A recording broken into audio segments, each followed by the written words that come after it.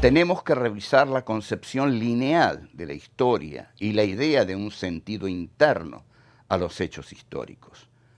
¿Cuál es el peligro de pensar con Marx que la victoria del proletariado es inevitable? No podemos dejar de pensar las filosofías posmodernas, Lyotard y la caída de los grandes relatos de legitimación, Lipovetsky, las sociedades posmoralistas y la reivindicación del derecho individual a la autonomía y el deseo. ¿Qué nos permiten pensar la caída del muro de Berlín y los anuncios del fin de la historia? Samuel Huntington y la política globalizada, el conflicto entre civilizaciones, Occidente y el Islam. ¿Cuál es el sentido del término occidentoxicación? No podemos pensar el mundo hoy sin pensar en la revolución comunicacional. El poder de los oligopolios mediáticos y la conciencia de los espectadores. Baudrillard y el crimen perfecto. La velocidad, la rapidez. Si todo se convierte en espectáculo, ¿dónde está la realidad? A partir de estas ideas vamos a pensar el mundo hoy, a pensar de todo.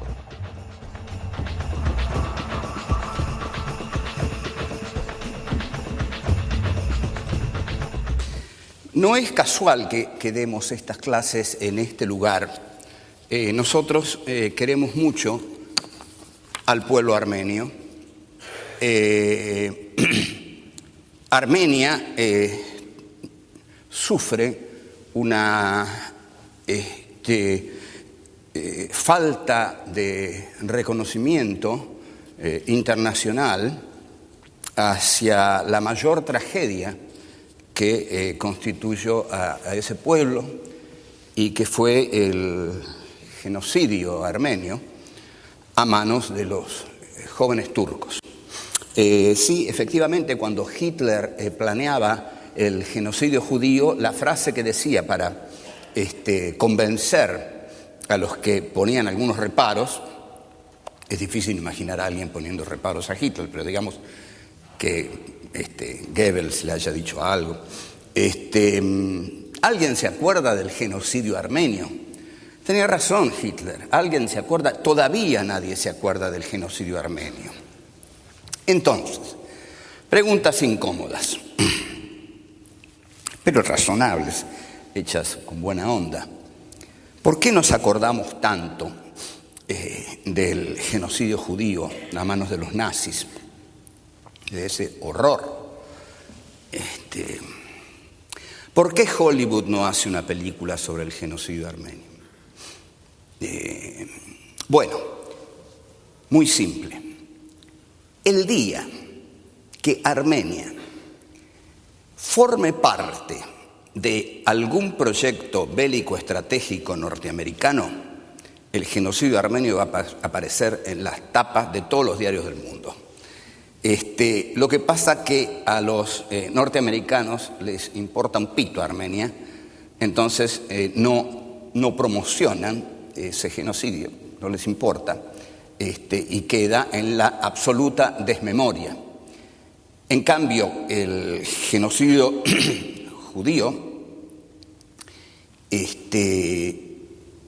es útil políticamente porque, digamos, el Estado judío constantemente está diciendo luchamos para que no vuelva a ocurrir lo que nos ocurrió, que es una frase que uno puede contemplar absolutamente y es muy posible, es seguro que cuando Ahmadinejad dice vamos a borrar el Estado de Israel, en cada judío retorne la imagen del Holocausto, de la Shoah.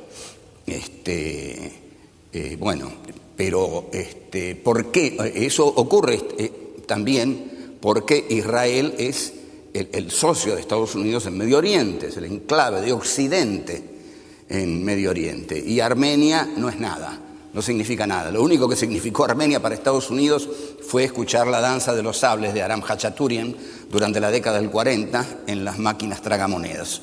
Después se sigue sin reconocer, o si se lo reconoce, no se le da la relevancia que tiene como el primer genocidio del siglo XX. Bien, termino con Freud. Freud termina con gran pesimismo, y después vamos a hablar del pesimismo y del optimismo. Ya enseguida vamos a hablar del pesimismo y del optimismo, porque acá, cuando terminé la clase anterior, hubo varios, hay mucha gente por acá que se me acercaron, me dijeron: che, eso es un bajoneante, la gente se va a ir enojada, triste, se van a pegar un tiro con él. Bueno, yo no tengo la culpa que la realidad sea así, Freud tampoco, porque Freud dice, a mi juicio, termina este libro Freud, el destino de la especie humana será decidido si se logra contener el instinto de agresión y de autodestrucción. En este sentido, dice 1930, la época actual quizá merezca nuestro particular interés. Nuestros contemporáneos han llegado a tal extremo en el dominio de las fuerzas elementales que con su ayuda les sería fácil exterminarse mutuamente hasta el último hombre. Bien lo saben, y de ahí buena parte de su presente agitación, de su infelicidad y su angustia.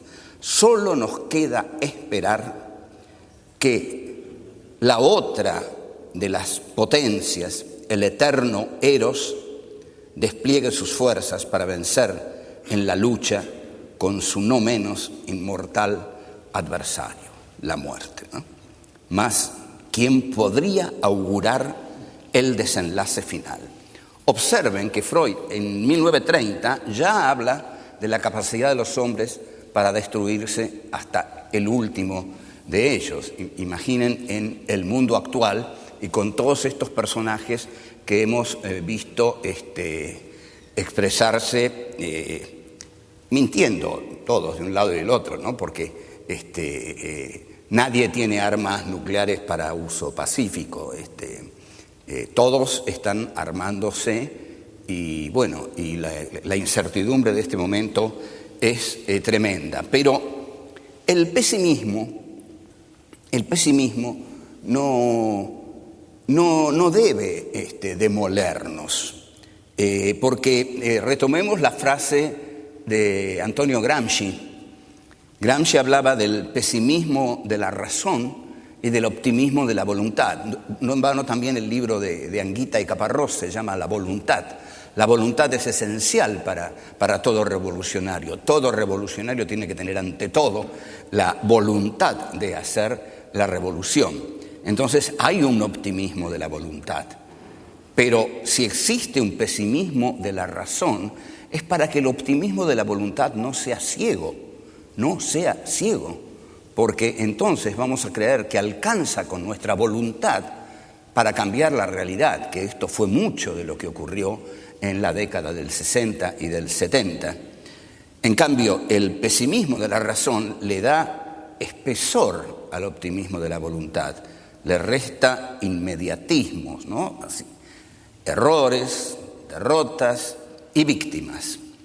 Hay que estar en contra de las concepciones garantistas de la historia. Por ejemplo, Sartre, en el prólogo al libro de Fanon, Los condenados de la tierra, dice: la descolonización está en camino. Lo único que pueden intentar nuestros mercenarios es retrasar su realización. ¿Cómo? Retrasar su realización, porque la realización es inevitable. O sea, los mercenarios solo pueden retrasar la liberación. Esto era trasladado por los jóvenes de la izquierda peronista a la Argentina.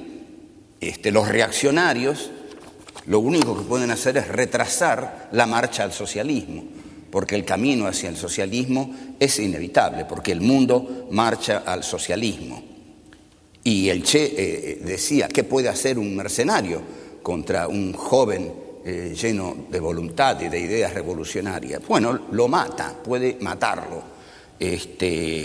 Los mercenarios tienen una fe muy grande, que es el dinero, los mercenarios profesionales, y los mercenarios de los ejércitos que hemos conocido están adecuadamente ideologizados acerca de los seres a quienes tienen que matar.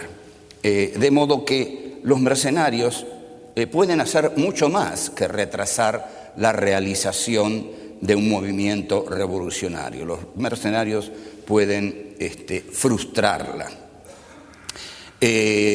Para quienes piensan que la historia va en el sentido de sus deseos, tienen una concepción lineal de la historia. La historia es una línea lanzada hacia el futuro y esa línea coincide con mis deseos. Yo estoy en la senda de la historia y los de la derecha hablan del tren de la historia. Pero la izquierda dice, por ejemplo, Fanon dice, las represiones, fíjense qué conocida nos resulta esta frase, las represiones, lejos de quebrantar el impulso, favorecen el avance de la conciencia nacional. Bueno, no ha sido así en la Argentina. La represión que costó 30.000 desaparecidos frenó la conciencia nacional e introdujo un terror en el tejido social del cual no sé hasta qué punto nos hemos liberado. Ernesto Guevara toma esta frase de Fanon y en el texto Crear 2, 3, muchos Vietnam dice: hay que llevar la guerra hasta donde el enemigo la lleve, a su casa, a sus lugares de diversión, hacerla total. Entonces su moral irá decayendo, se hará más bestial todavía, pero se notarán los rasgos del decaimiento que asoma. No es así. Cuando se hace más bestial y mata más gente. No se ve en la bestialidad del represor un atisbo de su decadencia. Al contrario, el represor se ceba a sí mismo en la medida en que mata y destruye, porque de esa destrucción se alimenta. El texto del Che, hay otro de 1963, Segunda Declaración de La Habana, en el que dice: en muchos países de América Latina la revolución es hoy inevitable. Ese hecho está determinado por las espantosas condiciones de explotación en que vive el hombre americano, el desarrollo de la conciencia revolucionaria de las masas, la crisis mundial del imperialismo y el movimiento universal de la lucha de los pueblos subyugados. Guerra de guerrillas, un método, 1963. Marx, siglo XIX, la burguesía no ha forjado solamente las armas que deben darle muerte, ha producido también los hombres que empuñarán esas armas, los obreros modernos, los proletarios. Y más adelante dice, la burguesía produce ante todo sus propios sepultureros, su hundimiento y la victoria del proletariado son igualmente inevitables. Manifiesto comunista. Engels dice que todos los socialistas están de acuerdo en que el Estado político burgués desaparecerá inmediatamente como resultado de la próxima revolución social en 1874. Hacia fines del siglo le escribe a un amigo y le dice, tú me preguntas qué piensa el obrero inglés, piensa lo mismo que el burgués. El obrero inglés piensa lo mismo que el patrón burgués, porque ha sido incorporado al sistema capitalista a través del sindicalismo, que forma parte de este sistema capitalista. Por eso Lenin no quería un desarrollo capitalista en Rusia, para no llevar al proletariado al tradeunionismo, ¿no? Bueno, eso es otra historia. Ahora bien, esta revolución social fue siempre imaginada como necesaria. Por ejemplo, incluso Norberto Bobbio, en un libro del siglo XX, reciente, derecha e izquierda, dice: la gradual equiparación de las mujeres a los hombres es uno de los signos más certeros del imparable camino del género humano hacia la igualdad. Bueno, se pueden creer estas cosas, el que lo quiera creer, que lo crea, quizás viva durante un tiempo más feliz, pero creo que en determinado momento la realidad va a golpear. No es así, no ha ocurrido así y no parece que fuera a ocurrir. Creo más bien que vamos a tener que esperar un poco para ver el triunfo del socialismo.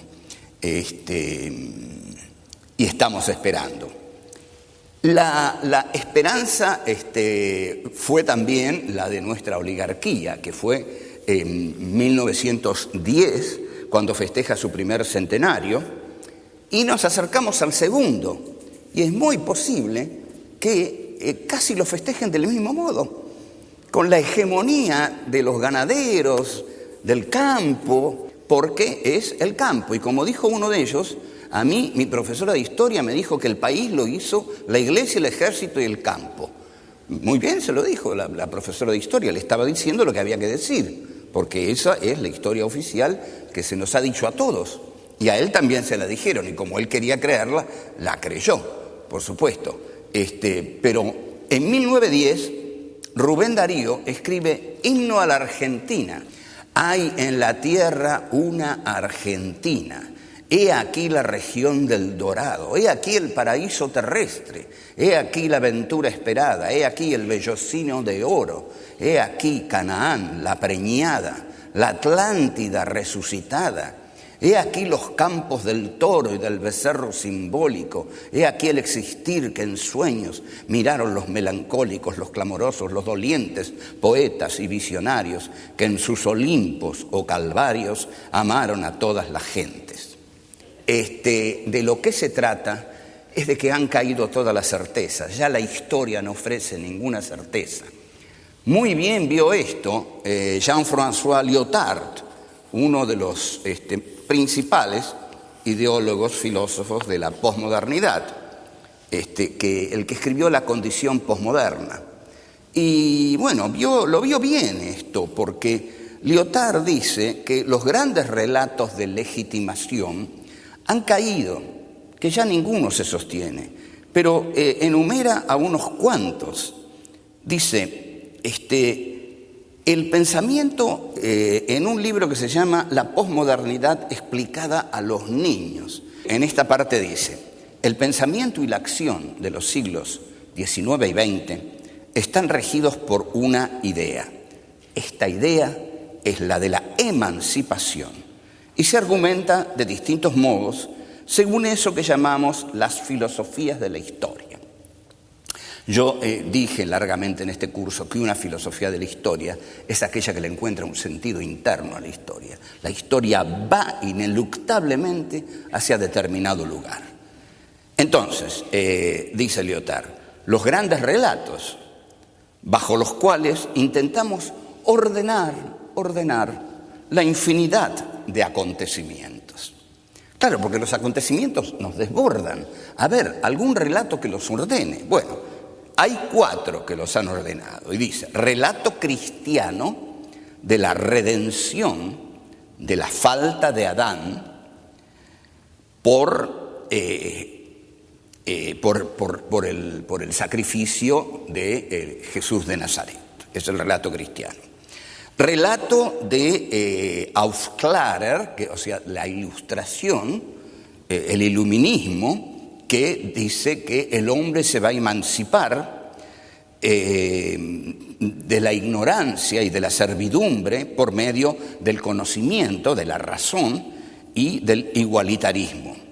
Relato, sigue Lyotard, especulativo de la realización de la idea universal por la dialéctica de lo concreto, eso es Hegel. Y ahora toma a Marx, yo creo que lo que le interesaba era llegar a Marx, a este canalla. Relato marxista de la emancipación, de la explotación y de la alienación por la socialización del trabajo. E incluye también, o sea, una vez que se socialice el trabajo, que no haya explotadores ni explotados, que todos sean iguales, nos hemos emancipado. Hemos visto esa filosofía de la historia en el marxismo. Y dice, relato capitalista de la emancipación de la pobreza por el desarrollo tecnoindustrial. Efectivamente, este relato capitalista es muy poderoso. El capitalismo siempre promete que a través del desarrollo tecnoindustrial, de lo que Heidegger llama el tecnocapitalismo, los hombres van a salir todos de su estado de pobreza, de su estado de indigencia, y van a llegar a un estado de plenitud. Como vemos, estamos cada vez más cerca de eso, y el capitalismo no se detiene en el camino a cumplir su utopía. Bien, cae el muro de Berlín, y claro, Estados Unidos se queda sin hipótesis de conflicto. Esto lo hablamos y lo volvemos a tratar brevemente. Una hipótesis de conflicto dinamiza, por supuesto, a todo un país. Necesitamos un enemigo. Si no tenemos un enemigo, un otro totalmente, que sea, digamos, la alteridad total de nosotros, ¿cómo nos vamos a unir nosotros? Nada une más que un enemigo común. Esto quiso hacer el señor Fortunato Galtieri. Galtieri, ¿qué quiso hacer? Una gran causa nacional. Es decir, cuando la Junta Militar vio que se iba a pique, se dijo: instrumentemos una gran causa nacional, detrás de esa causa nacional se van a unir todos. Entonces, otra vez vamos a tener la iniciativa política, que es algo que había perdido la Junta. Entonces, invaden Malvinas. De lo que se trataba era de tocar y volver. Pero bueno, como lo narré ya, un comando que conocí una vez me dijo: ahí a Fortunato lo perdió el balcón. Claro, Fortunato salió al balcón, vio toda esa gente y dijo: yo me quedo en Malvinas para siempre.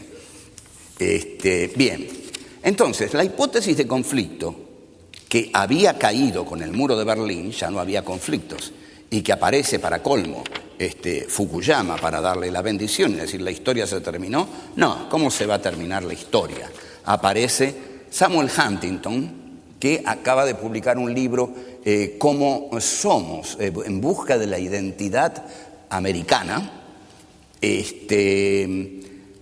Entonces Huntington dice: no, el conflicto existe, y la política de la globalización, justamente, al haberse globalizado la política, ahora el conflicto ya no es entre un bloque soviético y el imperio americano y su siempre aliado, el ex imperio británico. La globalización ha establecido un conflicto entre distintas civilizaciones.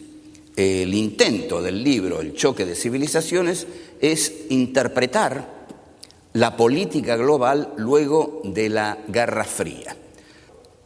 Huntington dice que la cortina de hierro se acabó, que la división del mundo ahora está centrada en las religiones. Son las religiones las que caracterizan a los polos en guerra. Que un departamento de una universidad eliminó los estudios estratégicos porque creyeron que ya no habría guerras, y Huntington se ríe de eso, y también dice, con un gran optimismo, que los conflictos entre ricos y pobres son cada vez menos corrientes, porque todos están logrando un desarrollo muy aceptable, y que tanto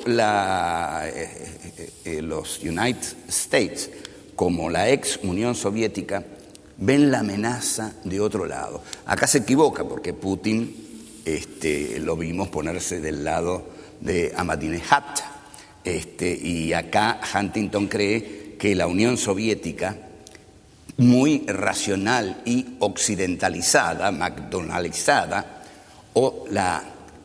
hay un concepto que el Islam utiliza y que Huntington nombra, que es la occidentoxicación, ¿no? Es un concepto interesantísimo. Entonces, la cosa es terminante para Huntington. El conflicto hoy es el siguiente. El conflicto hoy es el conflicto entre Occidente y el Islam. Y dice, algunos occidentales, entre ellos el presidente Bill Clinton, han afirmado que Occidente no tiene problemas con el Islam, sino solo con los extremistas islamistas violentos. 1400 años de historia demuestran lo contrario. Las relaciones entre el Islam y el cristianismo, tanto ortodoxo como occidental, han sido con frecuencia tempestuosas. Y esta frase es muy importante. Cada uno de ellos ha sido el otro del otro. O sea, no hay diálogo posible para Huntington, que trabaja en el Departamento de Estado, por supuesto, ¿no? Y es un hombre fundamental de la inteligencia norteamericana. O sea, el Islam es el otro del Imperio americano y el Imperio americano es lo otro del Islam. El conflicto del siglo XX entre la democracia liberal y el marxismo-leninismo es solo un fenómeno histórico fugaz y superficial comparado con la relación continuada y profundamente conflictiva entre el Islam y el cristianismo que representarían ellos. Luego desarrolla el concepto de occidentoxicación, que es un concepto muy interesante del cual podemos saber perfectamente lo que significa, y puntualiza lo siguiente. El creciente antioccidentalismo musulmán ha ido paralelo a la inquietud occidental cada vez mayor por la amenaza islámica, que supone particularmente el extremismo musulmán. El Islam es considerado fuente de proliferación nuclear de terrorismo y en Europa de inmigrantes no deseados. O sea, este problema, que él no lo trata mucho, el de los inmigrantes no deseados, cada vez es más agudo, y va a ser uno de los detonantes más poderosos de cualquier conflicto que comience a estallar. Para Huntington, la guerra ya ha sido declarada. Esto es antes de las Torres Gemelas. Ojo, este libro es del 92, 93. Por eso cuando ocurrió lo de las Torres Gemelas, salieron todos a comprarlo. Le envidio la guita que se habrá ganado ese hombre. Pero salieron todos a comprarlo como locos a este libro porque se vendió como el libro que había anticipado el conflicto. Los representantes de Estados Unidos se refieren a los países islámicos como países fuera de la ley, de violentas reacciones, delincuentes, y bueno, están en guerra. Si los musulmanes declaran que Occidente hace la guerra al Islam y los occidentales afirman que ciertos grupos islámicos hacen la guerra a Occidente, parece razonable concluir que está en marcha algo muy parecido a una guerra. Entonces, confiesa lo siguiente. Escuchen esto, yo lo tengo recontramarcado. Durante los 15 años que mediaron entre 1980 y 1995, según el Ministerio de Defensa estadounidense, los Estados Unidos llevaron a cabo 17 operaciones militares en Oriente Próximo y Oriente Medio, todas ellas dirigidas contra musulmanes. No se ha producido ninguna otra pauta comparable de operaciones militares estadounidenses contra el pueblo de cualquier otra civilización. O sea que la guerra ya estaba. Entre 1980 y 1995, 17 operaciones militares contra los musulmanes. El problema subyacente para Occidente no es el fundamentalismo islámico, no, es el Islam directamente.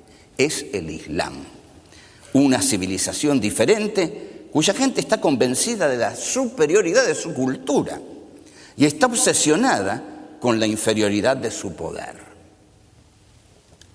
El problema para el Islam no es la CIA o el Ministerio de Defensa de los Estados Unidos, es Occidente, una civilización diferente cuya gente está convencida de la universalidad de su cultura y cree que su poder superior, aunque en decadencia, les impone la obligación de extender esta cultura por todo el mundo. Estos son los ingredientes básicos que alimentan el conflicto entre el Islam y Occidente. En suma, dice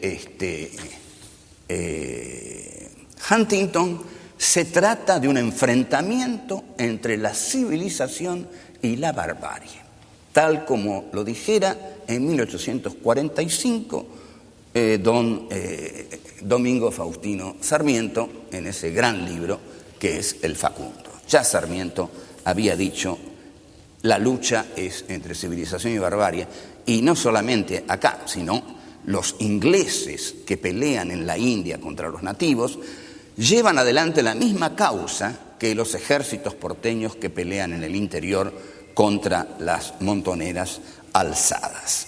El choque es entre civilización y barbarie.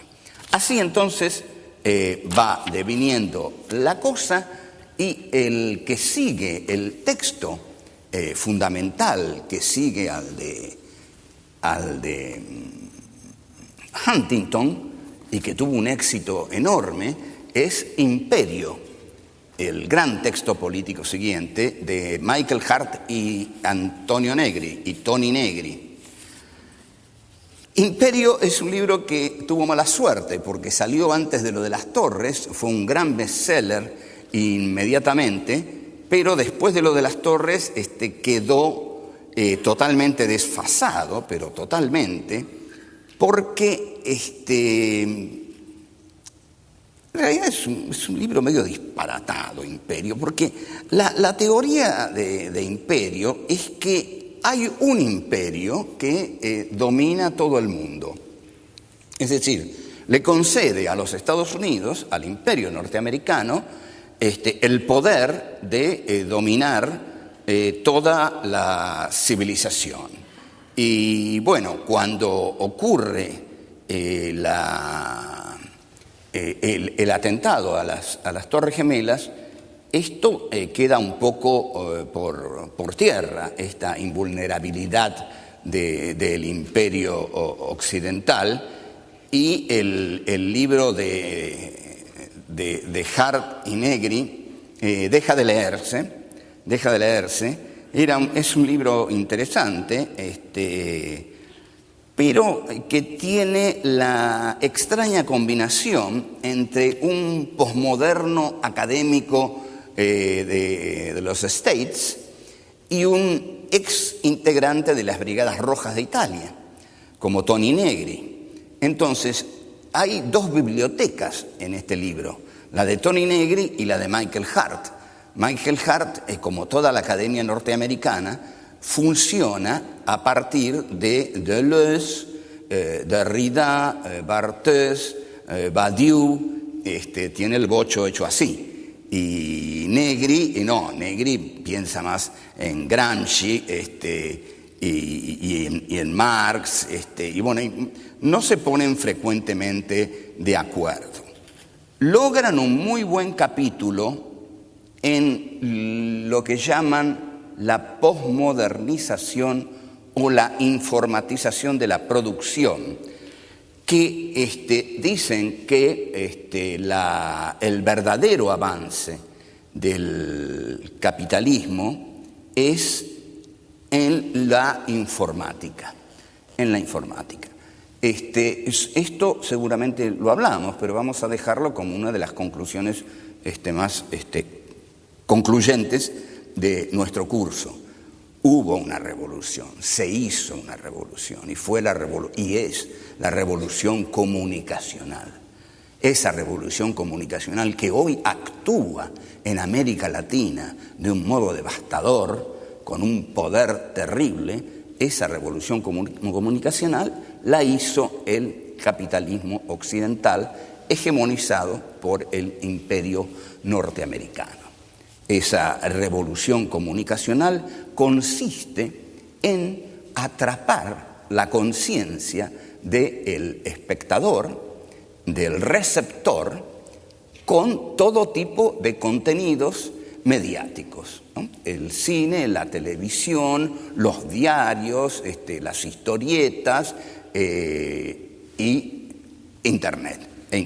¿No? Internet es fundamental, la televisión es fundamental, los diarios son fundamentales, los opinólogos son fundamentales, los opinólogos que responden a las empresas en las cuales están empleados.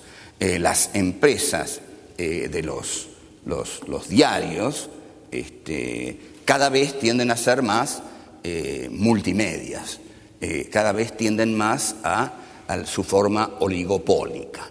Cuantos más medios tengo, más puedo dominar.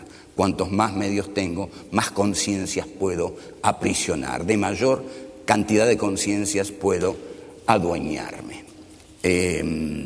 Entonces, eso no es muy original, lo que dicen Hart y Negri, y vamos ahora a un posmoderno muy agradable, muy divertido realmente, que es el señor Lipovetsky. Gilles Lipovetsky se hizo famoso en la década del 90 por describir muy bien la sociedad en la que vivimos. No exactamente la de ahora, pero sí la de los 90, porque la de ahora es muy bélica y es como una olla a presión, digamos, que en cualquier momento puede pasar cualquier cosa. Pero, Lipovetsky va a hablar de la época del postdeber. ¿Qué es el postdeber? El postdeber no impone valores sacrificiales. A ver, veamos esto. Es decir, nadie tiene por qué sacrificarse por nada. Caramba, no se sacrifiquen. No vale la pena. Hay que pensar en uno. Los valores sacrificiales, sean ordenados por la otra vida o por finalidades profanas, son valores que piden mucho, piden demasiado. En las sociedades posmoralistas, entendemos por una sociedad posmoralista una sociedad que repudia la retórica del deber austero, integral, maniqueo, y paralelamente corona los derechos individuales a la autonomía, al deseo, a la felicidad.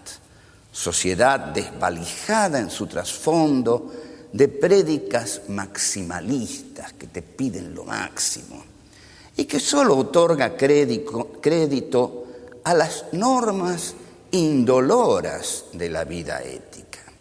La lógica posmoralista es una ética elegida que no ordena ningún sacrificio mayor, ningún arrancarse de sí mismo. Es decir,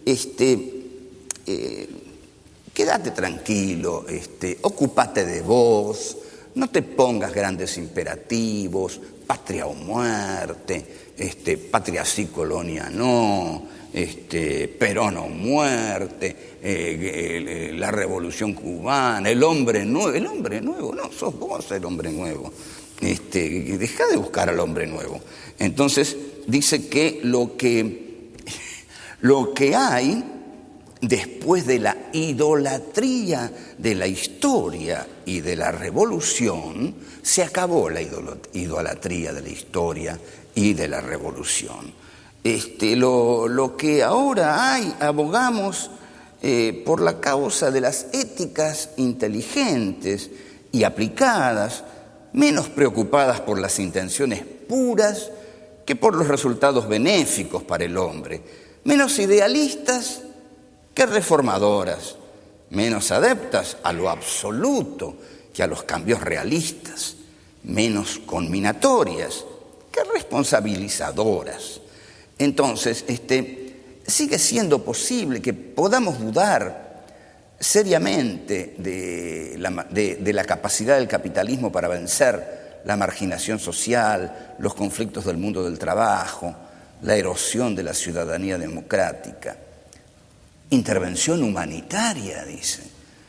Aunque loable y necesaria, deja intactos los problemas del subdesarrollo, de las dictaduras y de las masacres de las poblaciones. ¿A qué conducen las grandes declaraciones firmadas, no seguidas de efectos o contradichas por las acciones? Hay que relativizar las esperanzas mantenidas por la corriente ética. Entonces, este hombre propone una idea que es la siguiente: en lugar de pedir el hombre nuevo, aceptar a los hombres tal como son, ¿no? El culto al deber ya no tiene credibilidad social. El ideal del sacrificio es átono. La fe en el futuro radiante de la historia está agotada. Entonces, este libro creo que le ha venido muy bien a Menem, a María Julia Alzogaray, porque, digamos, dice en la página 20 algo notable, miren un poco, más menemista imposible. Las malversaciones, injusticias y torpezas nunca desaparecerán. Lo máximo que podemos hacer es limitar su extensión. ¿Recuerdan cuando Menem decía pobre sabrá siempre? Bueno, Lipovetsky dice algo parecido. Ahora bien, no es un tipo desechable. Él habla de la felicidad light. La felicidad light es un concepto que incorpora este pensador francés que ha vendido, y los libros todos tienen títulos como La era del vacío, se llama El crepúsculo del deber, la era del vacío, ¿no? Dice, el imperativo kantiano, ¿no?, ha sido reemplazado por la cultura higiénica y deportiva, estética y dietética. Bueno, yo eso mucho no lo he seguido, pero bueno. Bueno, y esto es genial. Observen un poco, esto es genial. Lo que domina nuestra época no es la necesidad de castigo, sino la superficialización de la culpabilidad. La superficialización de la culpabilidad. En fin, nadie es tan culpable. No me acuerdo a qué atorrante del menemismo le dicen, ¿y cómo lo van a sacar de acá? Muy bien, muy fácil, dice el tipo. El juez fijó una, ¿cómo se llama esto para sacar a una persona? Sí, de $100.000, y mis amigos van a armar una vaquita y me van a sacar. Mis amigos van a armar una vaquita, dijo, de $100.000 y me van a sacar. Entonces, nuestra época, dice Lipovetsky, no es la de la necesidad del castigo, sino la superficialización de la culpabilidad. Ahora bien, de todos modos, como el tipo tiene cierto talento interpretativo, hace un buen análisis de los mass media. Pero bueno, que lo podemos hacer cualquiera de nosotros. Lo que dice, interesante, es que la velocidad de la información crea la emoción y la diluye al mismo tiempo. Es decir, veamos, ¿por qué todo es tan rápido hoy? ¿Por qué todo tiene que ocurrir tan rápido? ¿Por qué el montaje de las películas uno ya no puede ni ver la jeta de los actores? ¿Quién es ese? ¿Quién es? Mirá. Nada, pasa todo rápido, todo es veloz. Y también en los noticiosos y también en los diarios, porque en los diarios la rapidez, la velocidad Y Heidegger dice en Introducción a la Metafísica, cuando el tiempo solo sea rapidez, geniales, cuando el tiempo solo sea rapidez, como es ahora, el tiempo solo es rapidez. ¿Y qué es la rapidez? La rapidez es que uno en el diario lo abre y dice, supongamos, Estados Unidos no torturará más, y abajo hay un torturado. Bueno, uno le despierta una cosa, pero da vuelta a la página y aparece o algún político o, bueno, todo lo que aparece es diluido inmediatamente. Nada tiene el peso suficiente como para permanecer en nuestra subjetividad y herirnos de alguna manera, o llegarnos, o tocarnos, o emocionarnos. Toda emoción debe ser diluida y llevada a la nada. Entonces, ¿qué es lo que se produce? Se produce una irrealidad. Una irrealidad. Nada parece verdadero. Nada parece verdadero. Todo parece un espectáculo. Asistimos a un gran espectáculo. Nos lo muestran la pobreza, un espectáculo. Nos muestran las guerras, otro espectáculo. Nos muestran las torturas, otro espectáculo. Nos muestran culos, tetas. Nos tienen podridos ya mostrando, pero no hay caso, siguen. Parece que eso rinde mucho. Entonces, en este sentido,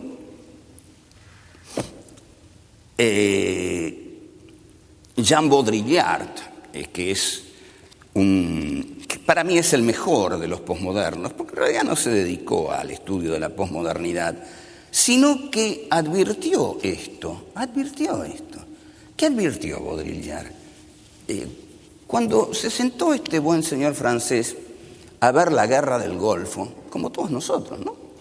Y veía fuegos artificiales, ¿no? ¿Y la guerra del Golfo dónde está?, decía uno. Bueno, es eso. Claro, no es la guerra como uno estaba acostumbrado a verla. No, uno no veía la guerra, pero llegaban imágenes, ¿no? Y entonces publicó un texto famoso llamado La guerra del Golfo no ha tenido lugar. Entonces, Baudrillard tiene una teoría que desarrolla en todos sus libros, porque también se le ocurrió una idea, no exageremos, ¿no? Se le ocurrió una idea y la desarrolla en todos sus libros. Y en lo hace muy bien, que se llama El crimen perfecto. ¿Por qué este libro se llama El crimen perfecto? Comienza así. Esto es la historia de un crimen, el asesinato de la realidad. La realidad ha sido asesinada y este es el crimen perfecto. La realidad es, digamos, ¿qué podemos hacer nosotros para luchar contra esos monstruos ideológicos de derecha, de la grasada, la grosería, el sexo barato, la telebasura? Nada, no tenemos poder. El poder está en manos del poder. El poder de los medios está en manos de los oligopolios de los medios, de los grupos que tienen los medios, que cada vez se concentran más, cada vez tienen más poder. Lo que se vende es ideología. Si en un programa de Tinelli vemos un culo, ese culo es ideológico. Ese culo responde a una planificación ideológica. Miren, ¿ustedes querían una idea? No, les damos un culo. Esto es lo mejor que tenemos para ofrecerles. ¿Por qué no queremos que ustedes piensen? Si ustedes piensan, estamos en peligro, porque es tan horrible el mundo en que vivimos, es tan injusto, es tan pavorosamente injusto.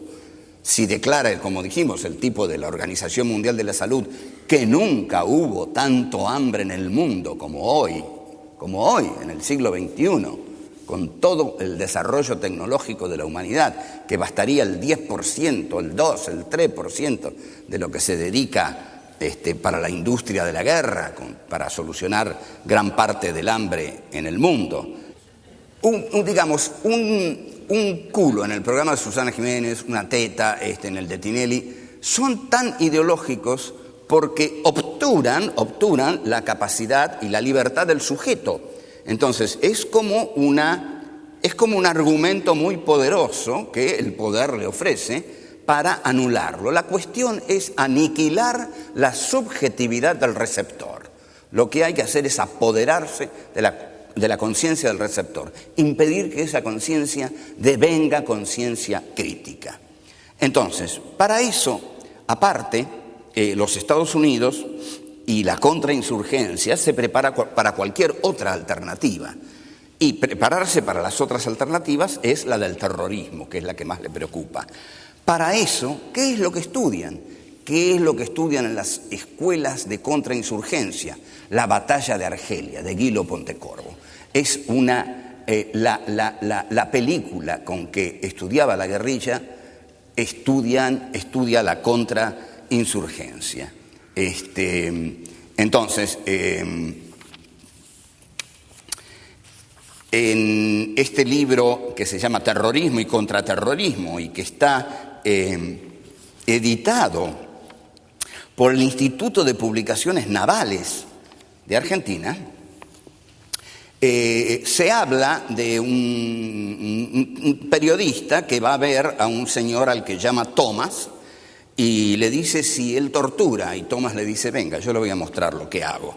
Entonces le comienza a preguntar a un tipo al que tiene atado una serie de cosas que el otro no responde, y al lado tiene a otro.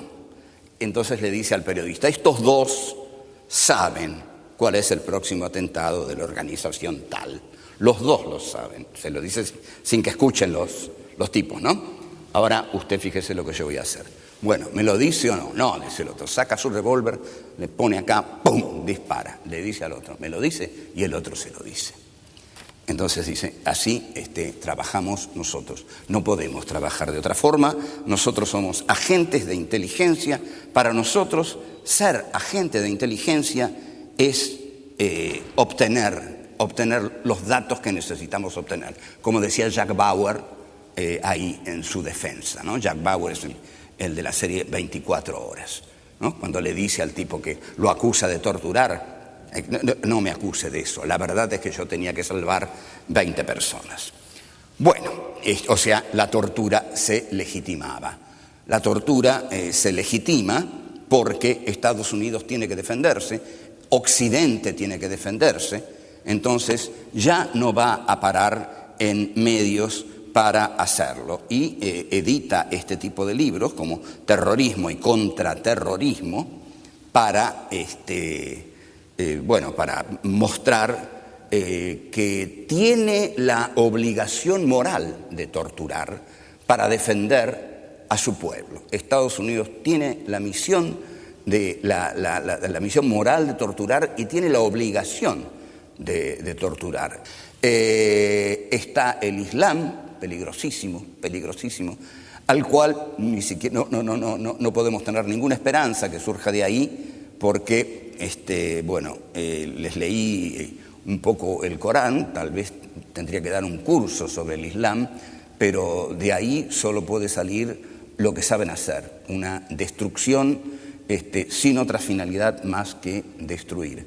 Incluso el no tener otra finalidad se ve en el hecho de que se autodestruyen ellos al destruir. Por el otro lado, Europa es excepcionalmente sumisa a Estados Unidos, le ceden el espacio aéreo cuando quieran. Israel es un país artillado hasta los dientes, que se siente autorizado a castigar por lo tanto que ha sido castigado. Como tanto nos castigaron, tenemos derecho a castigar. Y Rusia es un misterio. India y Pakistán también son dos misterios, pero en cualquier momento se agarran los bombazos. O sea, el mundo está en una situación desalentadora. Pero el ser humano tiene un lado luminoso, tiene muchos lados luminosos como este.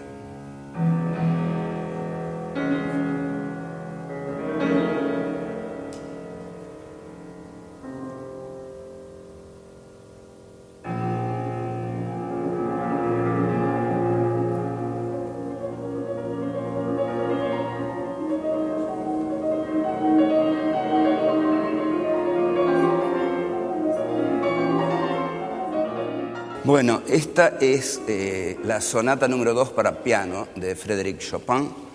La interpretación es de la pianista argentina Marta Argerich, que está entre los 5 o 6 más grandes pianistas de la historia del piano. Y hay muchas cosas así, hay muchas cosas así. El hombre se ha expresado también maravillosamente en el arte. Lo que nosotros analizamos quizás es la política de los estados, y en la política de los estados efectivamente la maldad del hombre surge, aflora, porque aflora la ambición, y la ambición lleva a la guerra, y aflora lo que constituye lo peor del hombre, que es la pulsión de dominio, ¿no? La pulsión de dominio sobre el otro, que esto ya lo vio Hegel en la dialéctica del amo y el esclavo, ¿no? Es el deseo de dominar al otro. Pero paralelamente está la Sixtina, esta maravillosa sonata de Chopin,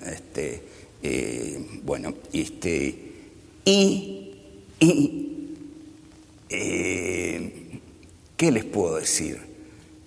Actos individuales.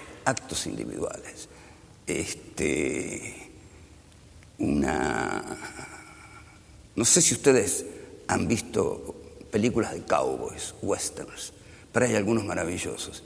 Hay uno, y con esto voy a terminar, en el cual son 2 cowboys. Uno es un taur, un genio con las cartas, y el otro es un cowboy, Gary Cooper, y Richard Whitmer, la chica es Susan Hayward, la película es de los 50, y huyen de los indios. Entonces llegan a un lugar que es un desfiladero. Si uno se queda ahí, frena a los indios y los otros 2 huyen. Entonces el taur le dice al otro, bueno, juguémoslo a las cartas. Y la chica le dice, no, si lo jugás a las cartas te va a ganar, porque es un taur. No me importa, dice el otro, juguémoslo a las cartas. Lo juegan a las cartas y pierde el taur. Bueno, dice, está bien, andate con ella. Perdí. Se van. Cuando llegan al valle escuchan tiros. Entonces Gary Cooper dice, qué estúpido, ¿cómo no me di cuenta? Hizo trampa.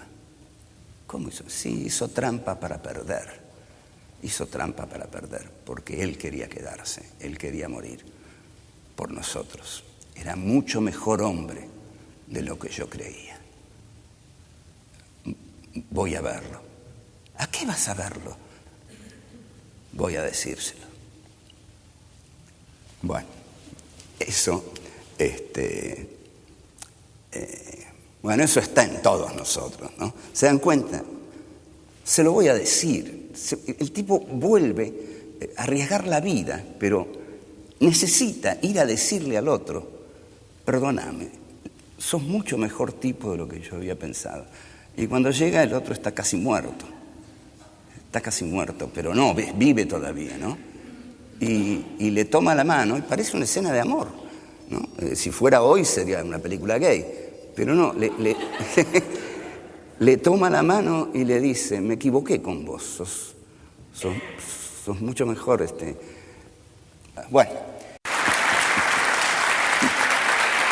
Bueno, vamos a, por favor, acá durante todas las clases hubo un tipo retalentoso, buenazo, que no quiso salir porque es muy tímido además, pero ustedes vieron todo lo que hizo. Por favor, Miguel, vení.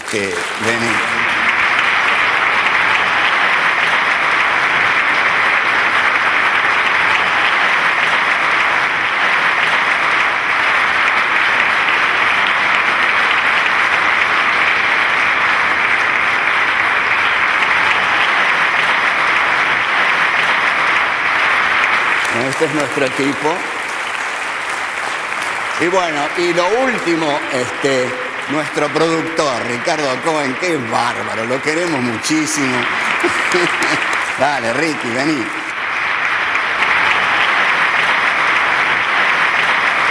Y ella es Laurita, la mujer de Rep, que trabajó mucho también.